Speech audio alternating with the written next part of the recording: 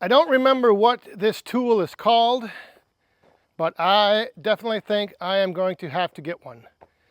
And I'm sure someone will leave me what this tool is down in the comments when I explain what it does.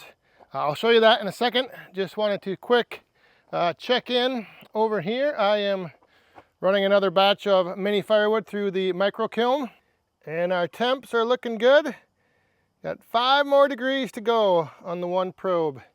So, and let's see, we're about at 225. So we'll give that a little bit longer to go before it gets up to the 140 mark, and then start the 1 hour countdown. The other thing today, I've actually shut the boiler down. I know a lot of you have been enjoying the boiler videos that I was putting out for the past few days, but this weekend we're supposed to be back up into the 80s, and it is actually probably close to that today. So I decided to just shut it down for the next week or so. It was nice to get that first test run in and kind of learn the ins and outs. I know one thing, I do definitely need to have a larger bed of coals and a larger bed of ashes on the bottom of the firebox. And I actually talked to Don up at Tomahawk Trailers, and he was telling me that I could actually even take the ashes that he saw the video that I did the other day, and he said I could have actually taken that ash pan full of those ashes and dumped that back into the firebox. Just keep doing that until I get a good base of ashes and coals, so that, but for now, when I wasn't burning that much wood, and then because I was going for such long periods in between putting wood on, the wood that was in there would just get burned up, and it would burn down anyway, or it would not get burned. It would obviously get burned up. It would burn down, and then because I wasn't reloading as often, it would just turn everything into those coals and ashes, and then they would fall through those shaker grates. And so that's why I decided, well, it's going to be warm enough. We don't need the hot water. It's nice to have the hot water, but I just decided today to let that burn down, and I'm going to wait for cooler temps, start it back up, and then try to get a decent bed of coals and ashes built up down there on the bottom. But what I was spending my time with this afternoon here in the wood yard was I was getting ready to run start processing down some mini cherry firewood.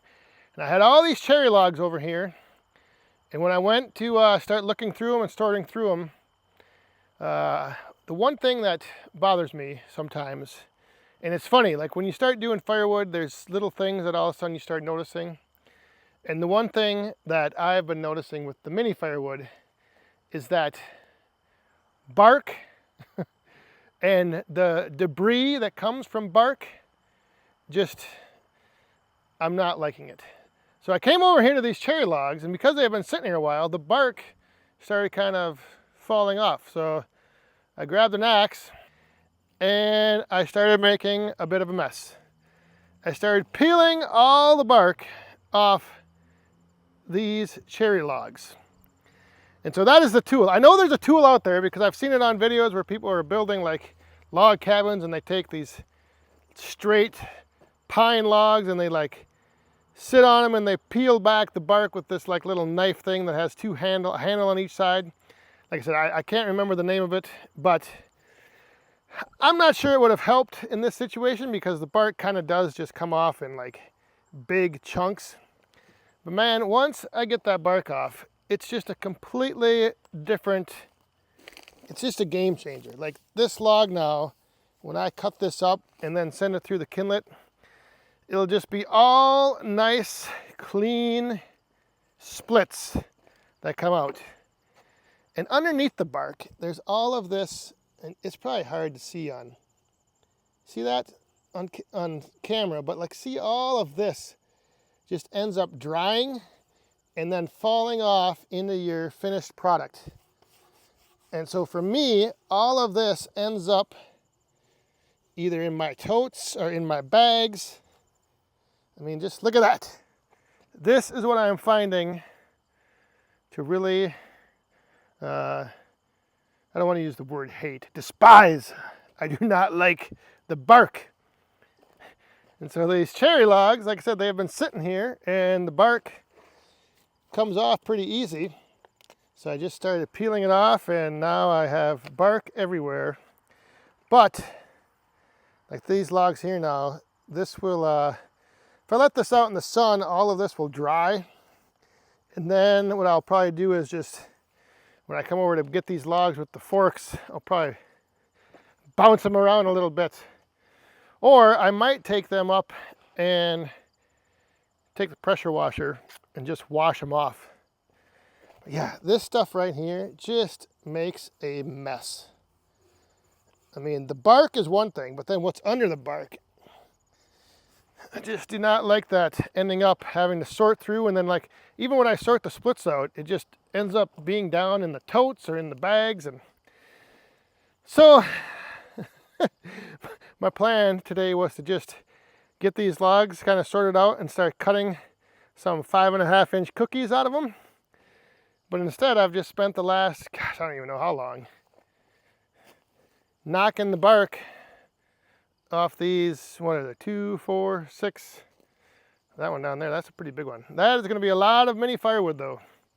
But like, yeah, this log right here is just a perfect little log. Cut the cookies down, make some mini firewood. But instead, I spent how long getting that bark off so that the end product would be a lot cleaner. So that wasn't the plan for this afternoon in the wood yard, but that ended up being the plan.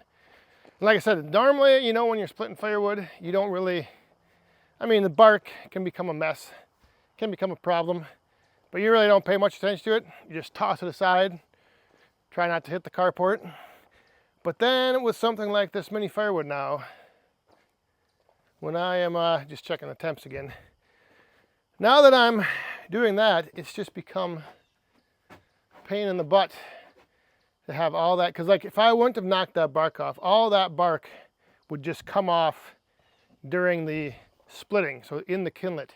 And then so then you have, you know, all of that bark is just busted up into little pieces, and like I said, it's a pain in the butt.